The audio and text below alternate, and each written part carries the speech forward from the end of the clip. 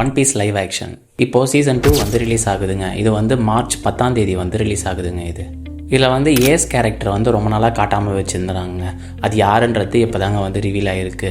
ஜோலோன்னு சொல்லிட்டு அவர் வந்து நீங்கள் ஆல்ரெடி பார்த்துருப்பீங்க. ப்ளூ பீட்டில் அப்படின்னு ஒரு படம் வந்தது பார்த்தீங்களா, அதில் நடித்தவரும் அவர் தான். அதுவும் இல்லாமல் கோப்ரா கை அப்படி சொல்லிட்டு ஒரு சீரீஸ் இருக்குதுங்க, அதுலேயும் வந்து அவர் வந்து ஆக்ட் பண்ணியிருக்காருங்க. அது ஏஸுக்கு வந்து லைவ் ஆக்ஷன் ஆகும். சரித்ரா சந்திரன்றவங்க வந்து மிஸ் வெனஸ்டேக்கு வந்து லைவ் ஆக்ஷன்லேயும் வராங்க.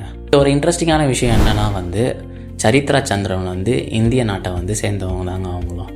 அப்படியா? நான் கூகுளில் செக் பண்ணால் யுனைடெட் கிங்டம்னு வருது. சரித்ரா சந்திரன் வந்து டைரெக்டாக வந்து ரிலேட் ஆகலைனாலும் அவங்க பேரண்ட்ஸ் 2 பேருமே வந்து தமிழ்நாட்டை சேர்ந்தவங்க. ஆமாங்க, ஆக்சுவலாக இதை பற்றி நான் ஒரு வீடியோ கூட நான் மேக் பண்ணியிருப்பேன். என்னோடய ஸ்டார்டிங்கில் நான் வந்து மேக் பண்ணேங்க.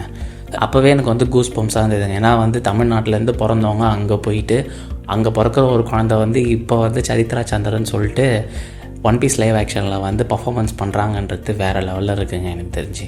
ஆக்சுவலாக அவங்களுக்கு வந்து நிறைய கிரிட்டிசிசம்லாம் வந்துருந்ததுங்க. ஆனால் எனக்கு அதை பற்றிலாம் எனக்கு கவலையே கிடையாதுங்க. என்னோடய சப்போர்ட் ஃபுல்லாகவே வந்து சரித்ரா சந்திரனுக்கு தாங்க. அதுவும் இல்லாமல் இது போல் உங்களுக்கு இன்ட்ரெஸ்டிங்கான விஷயம்லாம் வந்து அனிமில் வந்து தெரிஞ்சுக்கணும்னு நினச்சிங்கன்னா நம்ம சேனலை வந்து சப்ஸ்கிரைப் பண்ணிக்கோங்க. நெக்ஸ்ட் வீடியோவில் பார்ப்போம்.